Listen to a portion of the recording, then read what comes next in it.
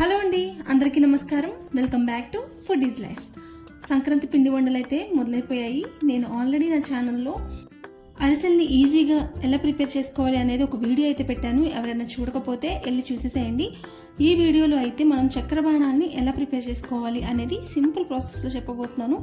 So ముందుగా ప్రాసెస్లోకి వెళ్ళిపోతే ఇక్కడ ఒక బౌల్లోకి అయితే నేను 2 గ్లాసుల వరకు మైదాని తీసుకున్నాను. మీకు ఎంత క్వాంటిటీ కావాలి అనేది చూసుకుని దాని ప్రకారం అయితే తీసుకోండి. సో ఇందులో కొద్దిగా ఉప్పునైతే వేసుకుంటున్నాను, ఒక చిటికెడు. ఇది వేయడం వల్ల మనకి స్వీట్నెస్ అనేది బ్యాలెన్స్డ్గా ఉంచుతుంది.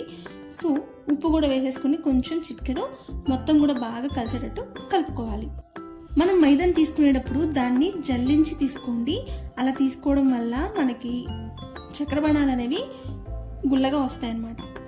ఇప్పుడు మనకి చక్కెర బాణాలు చాలా క్రిస్పీగా రావడానికి ఇలా కాచుకున్న నూనెని ఒక 3-4 స్పూన్ల వరకు ఇలా బాగా కాచుకుని ఆ నూనెనైతే మనం మైదాలోకి అయితే వేసుకోవాలి. ఇలా వేసుకోవడం వల్ల మనకి క్రంచీనెస్ అనేది ఎక్కువ రోజులు ఉంటుంది. సో దానికోసమని మనం ఆయిల్ని బాగా హీట్ చేసుకుని మైదాలోకి అయితే యాడ్ చేసుకుంటున్నాను. ఫస్ట్ అయితే కొంచెం వేడిగా ఉంది ఆయిల్, అందుకని నేను ఇక్కడ స్పూన్తో అయితే కలుపుతున్నాను.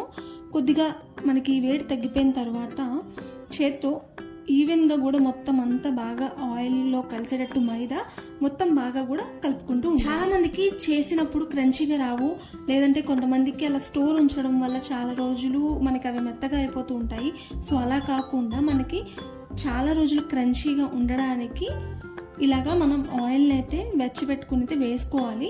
ఇలా మొత్తం కూడా కలిపేసుకున్న తర్వాత మనకి ఆయిల్ అనేది పిండికి బాగా పట్టిందా లేదా అనేది టెస్ట్ చేయడానికి ఇక్కడ ఇలాగా మనకి ఇలా ఉండలా ఫామ్ అయింది ఒత్తితే అంటే మనకి బాగా పిండికి ఆయిల్ బాగా పట్టినట్టు. ఇప్పుడు మనం కొద్దిగా వాటర్ని అయితే యాడ్ చేసుకుంటూ చపాతీ ముద్ద కన్నా కొంచెం సాఫ్ట్గా అయితే దీన్ని కలుపుకోవాలి. చక్కెర బాణాలు మనకి క్రంచీగా బాగా ఉబ్బుతూ రావాలి అంటే మనం పిండిని చాలా సాఫ్ట్గా అయితే కలుపుకోవాలి. సో పిండి మొత్తం కూడా బాగా కలిపేసుకున్నాం కదా. ఇప్పుడు మనం దీన్ని ఒక 20-30 నిమిషాల పాటు నానబెట్టుకోవాలి ఈ పిండిని. సో ఇక్కడ నేను చూస్తున్నారా కన్సిస్టెన్సీ, ఈ కన్సిస్టెన్సీలో ఉండేలాగా మనం కలుపుకుని అయితే ఒక 20-30 నిమిషాలు అయితే ఒక పైన ప్లేట్ పెట్టేసుకుని నానబెట్టుకోవాలి. నానితే మనకి ఇంకా క్రంచీగా వస్తాయి అన్నమాట. 20 నిమిషాలు నానిన తర్వాత పిండి మరింత సాఫ్ట్గా అయిపోయింది. సో ఇప్పుడు ఈ పిండిని ఈక్వల్ పార్ట్స్గా మనం రౌండ్ బాల్స్ లాగా అయితే ప్రిపేర్ చేసుకుని పక్కన అయితే పెట్టుకోవాలి. మనం ఇలా ఉండల్లా ప్రిపేర్ చేసుకునేటప్పుడు మంచిగా ఒత్తుకుంటూ ఎక్కడ కూడా క్రాక్స్ లేకుండా బాగా మంచిగా ఒత్తుకోవాలి.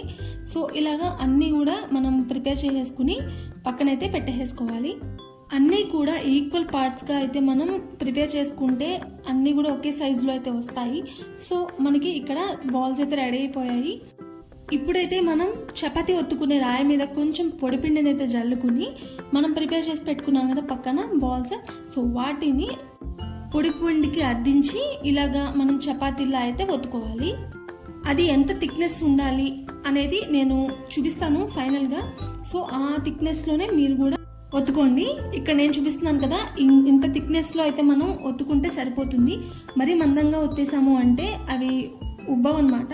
సో క్రంచీగా ఉండవు. మరీ పల్చగా ఒత్తేస్తే ఊరికనే మాడిపోతాయి నూనెలో వేయగానే.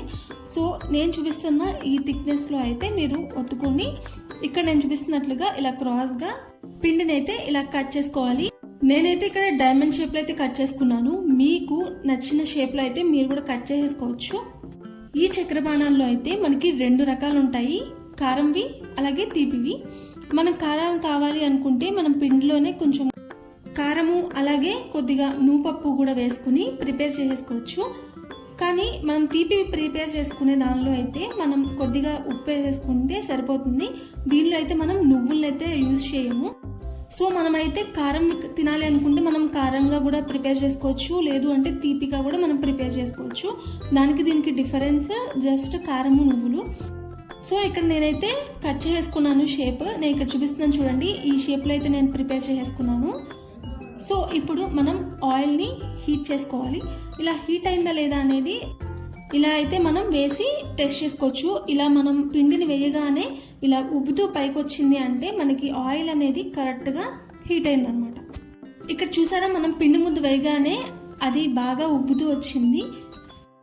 అంటే మనకి పిండి కూడా కరెక్ట్గా ప్రిపేర్ అయింది. సో మనం నానబెట్టుకోవడం వల్ల కూడా ఇలాగా మనకి క్రంచీగా వస్తుంది. అండ్ అలాగే హీట్ చేసుకున్న ఆయిల్ కూడా మనం వేసుకున్నాం కాబట్టి ప్రిపేర్ చేసేటప్పుడు, సో అది కూడా మనకి ఈ చక్రబాణాలకు అనేది క్రిస్పీనెస్ అనేది ఇస్తుంది. సో ఇప్పుడైతే ఆయిల్ బాగా హీట్ అయిపోయింది కదా, ఇప్పుడు మనం ప్రిపేర్ చేసుకున్న చక్రబాణాలన్నింటినీ కూడా కొద్ది కొద్దిగా ఇందులోకి అయితే యాడ్ చేసుకోవాలి. ఇలా వేసుకున్న తర్వాత ఆయిల్లోకి అన్నీ కూడా ఒకదానికొకటి అతుక్కోకుండా మనం స్పూన్తో కానీ నైఫ్తో కానీ దాన్ని డివైడ్ చేసుకుంటూ ఉండాలి. ఇంకొకటి, మనం వేసేటప్పుడు ఆయిల్ అనేది బాగా హీట్గా ఉండాలి. వేసిన తర్వాత దాన్ని లో ఫ్లేమ్లోకి మార్చుకుని మాత్రమే వీటన్నిటిని కూడా వేయించుకోవాలి. లేదు అంటే మనకి ఊరికి కలర్ చేంజ్ అయిపోతుంది అండ్ అలాగే లోపలైతే ఉడకదు. సో అందుకని మనం వేసేటప్పుడు అయితే హై ఫ్లేమ్లో పెట్టుకుని వన్స్ ఒకసారి వేసిన తర్వాత దాన్ని లో టు మీడియం ఫ్లేమ్ అడ్జస్ట్ చేసుకుంటూ వేయించుకోవాలి. కలర్ అనేది ఎక్కువ చేంజ్ అయిపోకుండా కొద్దిగా కలర్ చేంజ్ అవ్వగానే చూసుకుని తీసేసుకోవాలి. ఇక్కడ మనకి వేప్ అనేది ఎంత కలర్ రావాలి అనేది ఇక్కడ నేను చూపిస్తున్నాను చూడండి. ఈ కలర్లో ఉన్నప్పుడైతే మనం వెంటనే తీసేసుకుంటే మనకి తీసిన తర్వాత కూడా కలర్ చేంజ్ అవ్వకుండా అదే కలర్లో అంతే క్రిస్పీనెస్తో ఉంటుంది. సో కొద్దిగా లేట్ చేసాము అంటే అది మాడిపోతుందన్నమాట. సో చూసుకుని ఇక్కడ నేను చూపిస్తున్న ఈ కలర్లోకి చేంజ్ అవ్వగానే మనమైతే తీసేసుకుని ప్లేట్లోకి వేసేసుకుని ఇంకో వాయ వేసేసుకోవడమే. సో ఇక్కడ మనకు ఒక వాయ అయితే అయింది, రెండో వాయ అయితే వేసాను. ఇదే ప్రాసెస్ హై ఫ్లేమ్లో పెట్టుకున్నాము, తర్వాత ఇలా వేసేసుకుని లో ఫ్లేమ్లోకి మార్చేసుకుని ఇవంతా కూడా రెండో వైపుకి టర్న్ చేసేసుకోవాలి వెంటనే. లేదు అంటే ఇక్కడ చూస్తున్నారు కదా, ఆల్రెడీ వేయగానే ఒక సైడ్ అయితే బాగా కలర్ చేంజ్ అయిపోయింది. సో వెంటనే మనం ఇంకో వైపుకి కూడా ఇలా టర్న్ చేసుకుంటూ అండ్ అలాగే ఒకదానికొకటి అతుక్కోకుండా అయితే చూసుకుంటూ మీడియం ఫ్లేమ్ టు లో ఫ్లేమ్ అడ్జస్ట్ చేసుకుంటూ వేయించుకోవాలి. సో ఇక్కడైతే కలర్ చూస్తున్నారు కదా, ఈ కలర్లోకి వచ్చేంత వరకు వేయించుకోవాలి. మనం ఎటువంటి వంట సోడా కూడా యూజ్ చేయకుండానే మనకి ఎంత క్రిస్పీగా ఉన్నాయో చూస్తున్నారు కదా, చాలా బాగా వస్తాయి. ఎటువంటి వంట సోడా కూడా యూజ్ చేయక్కర్లేదు. నేను చెప్పినట్టు చిన్న చిన్న చిట్కాలు పాటిస్తే మనకి మంచిగా వస్తాయి చక్రబాణాలు అనేవి. ఇక్కడ మిగిలిన చక్రబాణాలు కూడా అన్నీ కూడా వేయించేసుకోండి నేను చెప్పిన ఈ టిప్స్ పాటిస్తూ. సో మనకి ఇక్కడ చక్రబాణాలు అనేవి ఎంత క్రిస్పీగా వచ్చాయి అనేది ఒకటి చూపిస్తాను చూడండి. ఎంత క్రిస్పీగా లోపల కూడా చాలా బాగా వేగి చాలా క్రంచీగా ఉన్నాయి. ఇప్పుడైతే ఇవి పక్కన పెట్టేసుకుని దీనికి పాకం అయితే మనం ప్రిపేర్ చేసేసుకుందాము. ఇప్పుడు మనం ఏ గ్లాస్తో అయితే మైదాని తీసుకున్నాము అదే గ్లాస్ ఉన్నారా బెల్లాన్ని కూడా ఇలా క్రష్ చేసుకుని 1.5 గ్లాస్ అయితే తీసుకోవాలి. ఇక్కడ నేను మైదా 2 గ్లాసులు తీసుకున్నాను కాబట్టి నేను ఇక్కడ 1.5 గ్లాస్ బెల్లాన్ని అయితే తీసుకున్నాను. సో ఇప్పుడు దీనిలో కొద్దిగా వాటర్ని పోసేసుకుని మనకి బెల్లం అంతా బాగా కరిగేటట్టు కలుపుకుంటూ ఉండాలి. లేదు అంటే అడుగంటిపోతుంది. మనకి పాకం రావాల్సిన అవసరం లేదు. ఫస్ట్ అయితే మనం బాగా కరిగించుకున్న తర్వాత దీన్ని వడగట్టుకోవాలి. ఎందుకంటే బెల్లంలో చాలా డస్ట్ అనేది ఉంటుంది. సో మస్ట్గా అయితే మనం దాన్ని వడగట్టుకోవాలి. ఇలా వడగట్టుకునేది ఒకటి పెట్టేసుకుని గిన్నెలోకి అయితే ఈ పాకాన్ని ట్రాన్స్ఫర్ చేసేసుకుని వడగట్టేసుకోవాలి. ఇలా ఫైనల్గా చూస్తున్నారు కదా, ఇక్కడ మనకి డస్ట్ అయితే కొంచెం వచ్చింది.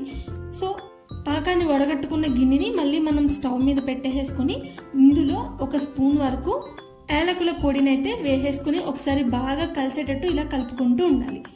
స్టవ్ అనేది medium flame to high flame adjust చేసుకుంటూ ఇలాగా బాగా మరిగేంత వరకు మరిగించుకుంటూ ఉండాలి.